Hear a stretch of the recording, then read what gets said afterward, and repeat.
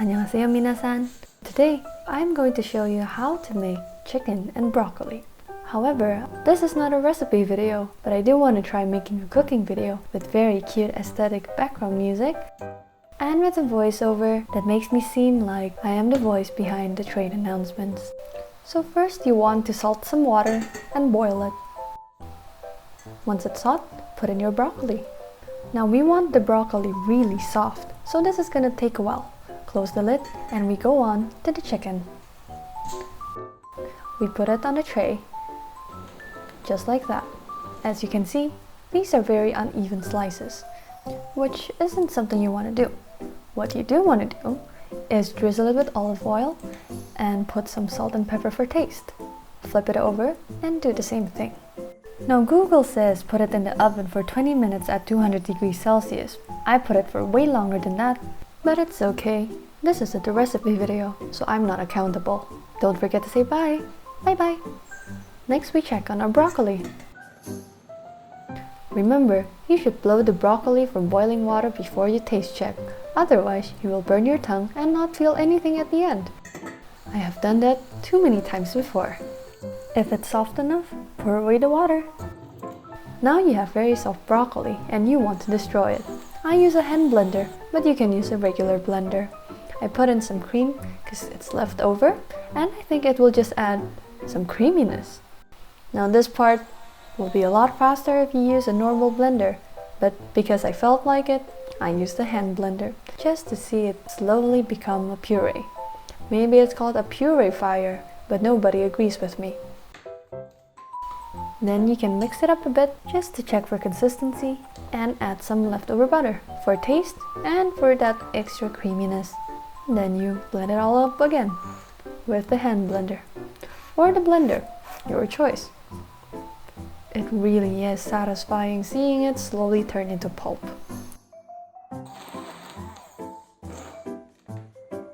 Add some salt and pepper. For more taste, be generous. It's been 20 minutes and I should be taking out the chicken, but it didn't look golden brown to me, so I didn't. Big mistake. The thin slices really dried out, but I found out way too late, so now we deal with broccoli. I put my broccoli on top of the stove again, just to make it warm. If you're using a gas stove, you can't do that if the fire's off. So I checked the thickest chicken to make sure it's cooked. Well, it was, but everything else was overcooked. Now for the plating to compensate for the taste. I have this cup, this very cute cup, where I put the broccoli inside so that it will make a nice round shape.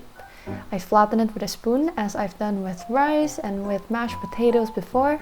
Turns out really well, so I expect the same results.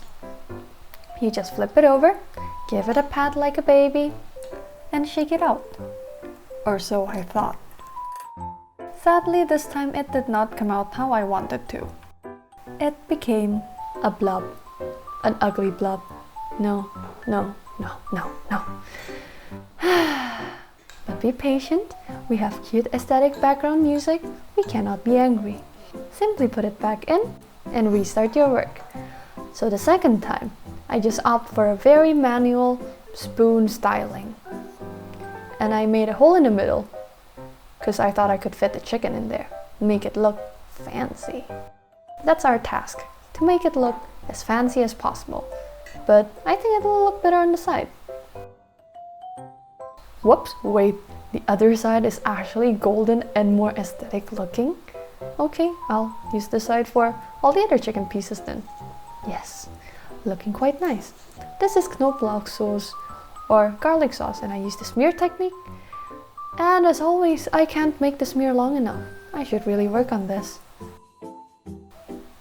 It looks okay enough, I think, maybe a bit longer.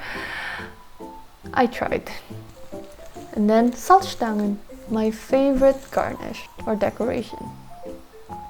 It's basically just salt sticks and they're very cheap and somehow they just never finish no matter how much I eat or how much I use. I break off the edges as my friend pointed out to make it look a bit more rustic. And yeah, looks pretty nice. Now for schnittlauch or chives, just for more garnish. Not sure what I'm doing here, but I'm almost never sure. Then some curry, not for the flavor, just for the look. But you can't really see it at the end. I'm quite satisfied. But wait, I took some photos and I realized it looked better this way. Yes, this way. Now it's the moment of truth. Broccoli is good. Jenny approves. And now for the failure that you shouldn't follow. You see, this was one of the thinnest chickens. It's super dry. Can barely cut it with a very sharp knife. Can't even poke la.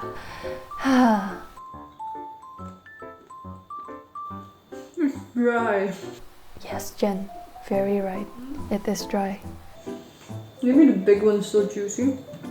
You are again right. The thick ones are juicy. Taste-wise, it's pretty good just with salt and pepper.